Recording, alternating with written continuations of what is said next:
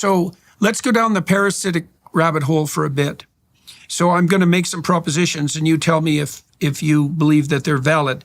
The first ground truth, I would say, is that I've read an array of evolutionary literature.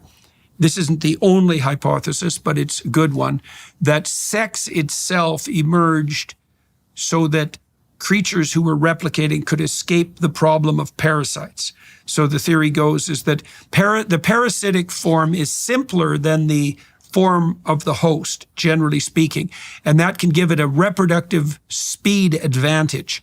And so the parasite can overwhelm the host, and the host perishes ignominiously with no offspring under those circumstances. So what the host does is mix up its genes so that the parasite is stymied in its attempt to adapt to the host across generations. And the parasite problem is so deep that the host is willing to sacrifice 50% of its genes, of its variable genes, which is what happens in sex rather than, say, parthenogenic reproduction, where you just clone yourself. So that's how deep the parasite problem is. So is that reasonable so far? Yeah, it is. And I'm trying to think whether the theory that you just enunciated, if it's not Bill Hamilton who came up with it. It might be Hamilton, right? Yeah. I think it might be Hamilton. Yeah. Okay, so let me add one. Go ahead, go on. Well, I just want to add one more layer, because this will tie it into your book and into the experiences that we've had. So, this is a weird way of introducing this, but I'm going to do it anyways. I spend a lot of time showing my students at the University of Toronto and Harvard the movie Pinocchio, because Pinocchio is a deadly accurate representation of development and its perils. It's really remarkable. But there's weird things about it, very weird things that are hard to explain. The fact of the bug that's the conscience, the fact that Pinocchio starts as a marionette, pulled by forces that are beyond his control, right? You know what he's tempted by? It's so funny, Gad. He's tempted to become an actor, so that's a narcissist. He's tempted to become a liar, so someone who falsifies. And he's tempted to use his hypothetical illness and victimization as a ticket to the land of the delinquents and the death of society. That's the way the narrative lays itself out. In any case, this is the odd part that's relevant to the parasite issue. There's a scene in the movie where Pinocchio rescues Geppetto from the belly of a whale. And everyone swallows that, so to speak, as perfectly understandable, even though it makes no sense whatsoever.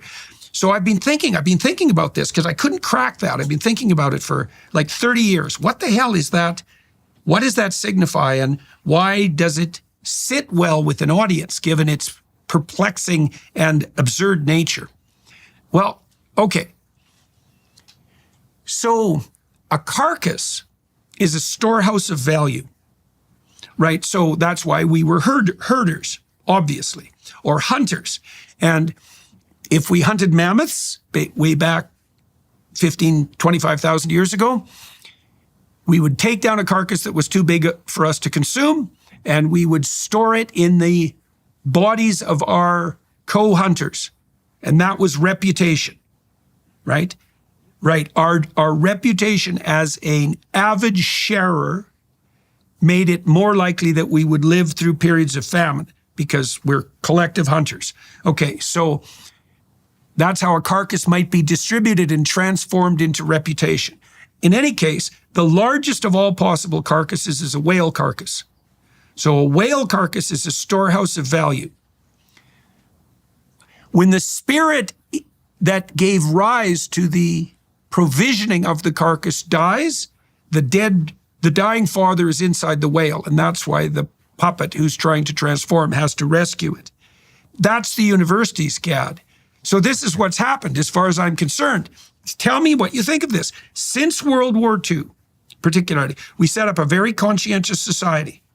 It was based almost entirely on merit, absent corruption from, say, oh God, I don't know when, but certainly from 1945 to, say, 2010, 2005, something like that.